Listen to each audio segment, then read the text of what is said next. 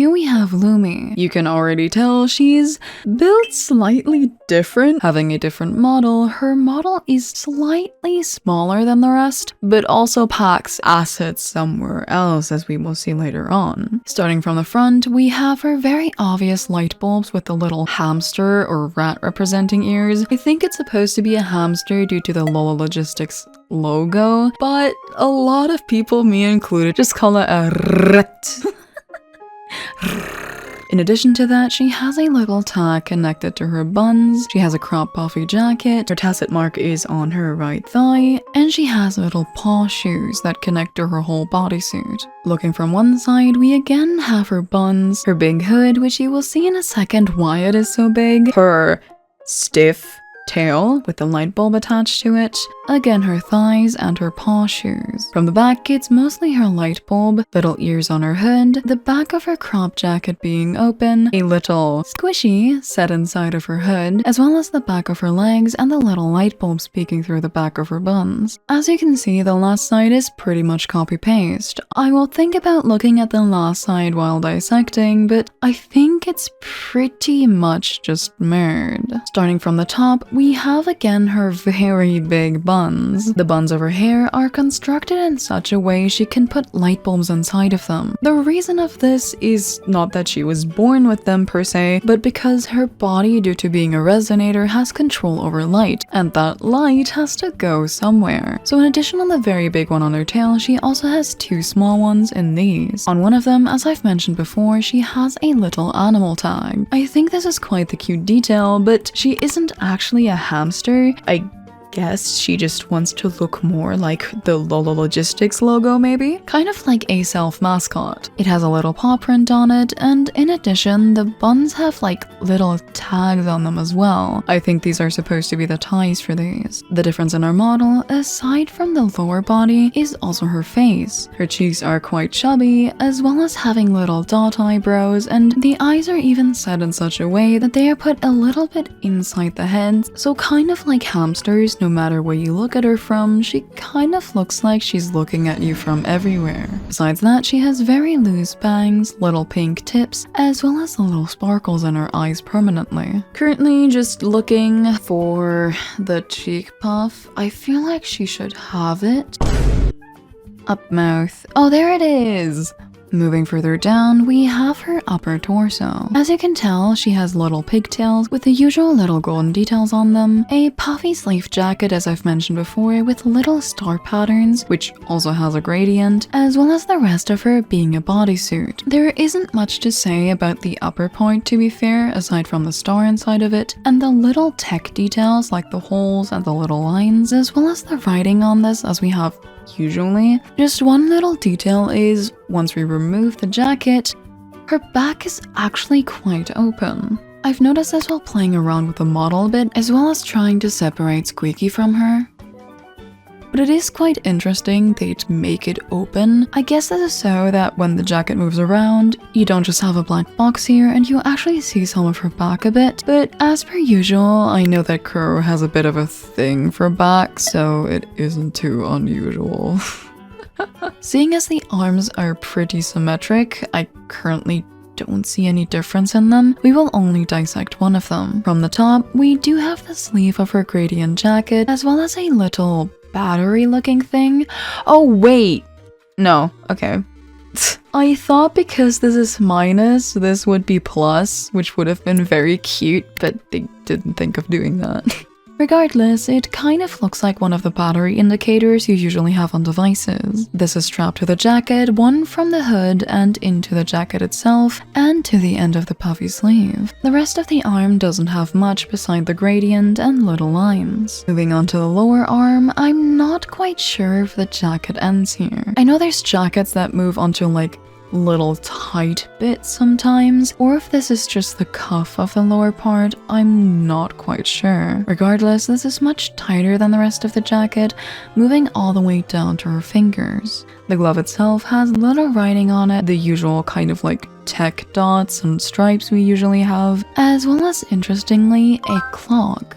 The clock itself has a little logistics symbol on it. I'm guessing this is so when she's out for deliveries, she doesn't forget the time. I think this is unfortunate that it's so small because this is so easy to miss and such a cute detail. The only other detail of her hand is the underside of it, having a little paw print. We will see this motif later on her tail again. Moving on to the back of the jacket, there isn't much to talk about besides Squeaky. She has fur on it as well as little ears. I do kind of doubt this fits over her buns, so it would be cute if we see her in Mount Firmament ones with her buns down and the hood up. Focusing on our little guy, he is actually fully modeled, and that's because she kind of yeets him while fighting. She even has a little dress relief toy made to look just like him.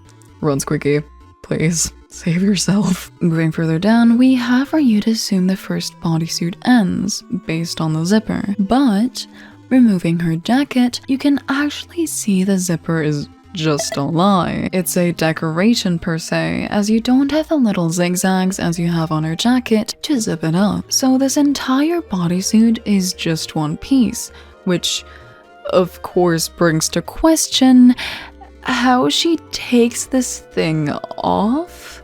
But alas, as I've said, the zipper is just decoration. In addition, she has these little tech lines all over, as well as just little mechanical details set to the side of her. I'm not quite sure what these are for. I think these are just to hold the illusion up that this is a two-piece, with this mechanical part holding these two halves together. But again, if she moves around, you can literally just see it's one piece. In addition to that, as if her hips weren't big enough, she has little hip pads.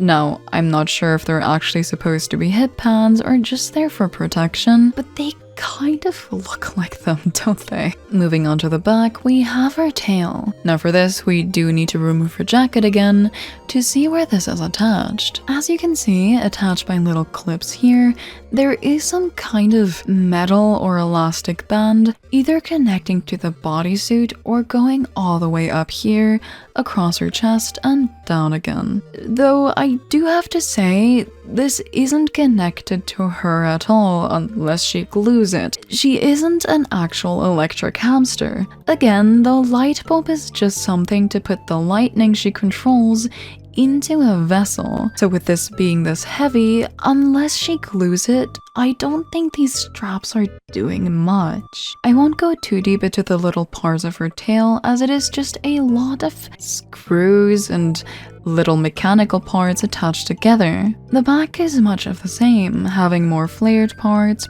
black bits, and just having gold and other machinery. The only interesting part is the bulb itself, being put together by two parts. The upper part has the paw print I mentioned before we'd see again, and the lower part has the Lala Logistics logo. Now lore-wise, this would make it seem she only got her tail after joining the Lala Logistics, as she had her light powers before, just probably didn't have containers to put them into. A tad bit lower, we have her thigh punch as well as her tacet mark and another little paw pattern. After her tail, I do have a slight detail I'd like to mention.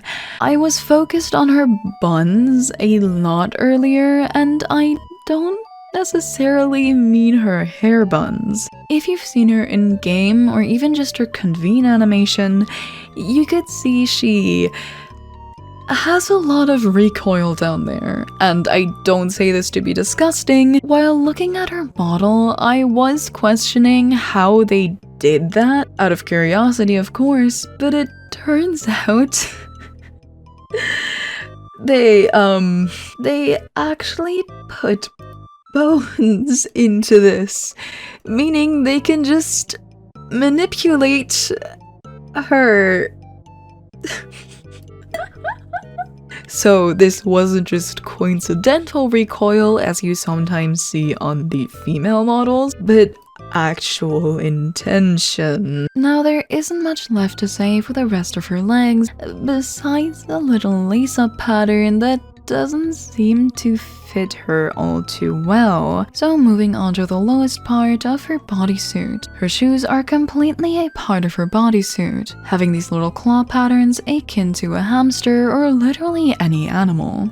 In addition to that, she has these little bumps. I'm not quite sure what they're supposed to be. They might be some kind of like animal tag. That said, there isn't much left for the rest of her shoe besides random bolts going into her feet. All I can say, this can't be too comfortable, and I hope they literally just stop right there. And that, I think, was it for Lumi's dissection. I think it's cute they made her animal-like despite not being an animal. This means they don't have to add any more anthro-type humans into the game and can just use animal-like features like the buns being shaped like ears and the puffy cheeks, as well as just the overall hamster theme to make a animal resonator.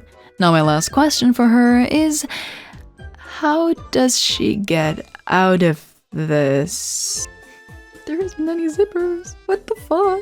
Honey, does this open up? I don't think so, because there is a fold.